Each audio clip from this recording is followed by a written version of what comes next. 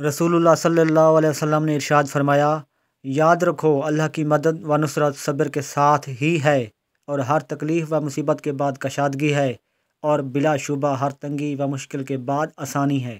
فرمان مصطفیٰ صلی اللہ علیہ وسلم ہے، جس نے اپنے علم پر عمل کیا اللہ پاک اسے ایسا علم عطا فرمائے گا جو وہ پہلے نہ جانتا تھا۔ فرمان مصطفیٰ صلی اللہ علیہ وسلم ہے، جھوٹے گواہ کے قدم ہٹنے بھی نہ پائیں گے کہ اللہ تعالیٰ اس کے لیے جہنم واجب کر دے گا۔ حضرت محمد صلی اللہ علیہ وسلم نے ارشاد فرمایا، جس نے وضو کرنے سے پہلے کلمہ پڑھ لیا اللہ تعالیٰ وضو کے ہر قطرے پر ایک فرشتہ کھڑا کر دے گا جو قیامت تک کلمہ پڑھتا رہے گا، جس کا ثواب کلمہ پڑھنے والے کو اور سب کو بتانے والے کو قیامت تک ملتا رہے گا۔ نبی کریم صلی اللہ علیہ وسلم نے ارشاد فرمایا، ہر ایک چیز کی چابی ہوتی ہے اور تمام مسلمانوں کی چابی لا الہ الا اللہ ہے۔ رسول اللہ صلی اللہ علیہ وسلم نے ارشاد فرمایا، ہر دن صبح 2 فرشتے اترتے ہیں، ان میں سے ایک دعا کرتے ہوئے کہتا ہے، اے اللہ خرچ کرنے والوں کو بہتر بدل عطا فرما، اور دوسرا التجا کرتا ہے، اے اللہ جو خرچ نہ کرے اس کا مال تلف فرما دے۔ رسول اللہ صلی اللہ علیہ وسلم نے ارشاد فرمایا، کیا میں تمہیں جہنمی لوگوں کے بارے میں نہ بتاؤں؟ ہر سخت مزاج، بد اخلاق اور تکبر کرنے والا جہنمی ہے۔ حضرت ابو ہریرہ رضی اللہ تعالیٰ عنہ سے روایت ہے کہ رسول اللہ صلی اللہ علیہ وسلم نے فرمایا، جب رمضان کا مہینہ آتا ہے تو آسمان کے تمام دروازے کھول دیے جاتے ہیں، جہنم کے دروازے بند کر دیے جاتے ہیں، اور شیاطین کو زنجیروں سے جکڑ دیا جاتا ہے۔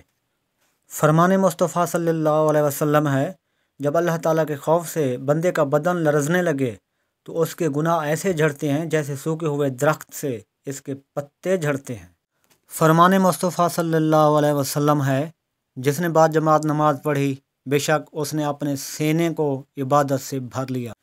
فرمان مصطفیٰ صلی اللہ علیہ وسلم ہے، سب سے پہلے قیامت کے دن بندے سے نماز کا حساب لیا جائے گا۔ فرمان مصطفیٰ صلی اللہ علیہ وسلم ہے، جس نے کوئی درخت لگایا اور اس کی حفاظت اور دیکھ بھال پر صبر کیا یہاں تک کہ وہ پھل دینے لگا، تو اس میں سے کھائے جانے والا ہر پھل اللہ پاک کے نزدیک اس کے لیے صدقہ ہے۔ رسول اللہ صلی اللہ علیہ وسلم نے ارشاد فرمایا، جو آدمی تھوڑی سی روزی پر راضی ہو جاتا ہے تو اللہ تعالیٰ اس کے تھوڑے سے عمل پر راضی ہو جاتا ہے۔ رسول اللہ صلی اللہ علیہ وسلم نے ارشاد فرمایا، دعا کرتے وقت چھینک کا آنا سعادت مندی ہے۔ حضور پاک صلی اللہ علیہ وسلم نے ارشاد فرمایا، بد نصیب ہے وہ شخص جو والدین کی خدمت کر کے ان کی دعا نہیں لیتا اور لوگوں سے کہتا پھرتا ہے کہ میرے لیے دعا کرنا۔ بد نصیب ہے وہ شخص جو فجر کے وقت سویا رہتا ہے اور لوگوں سے تنگی رزق کا شکوہ کرتا ہے۔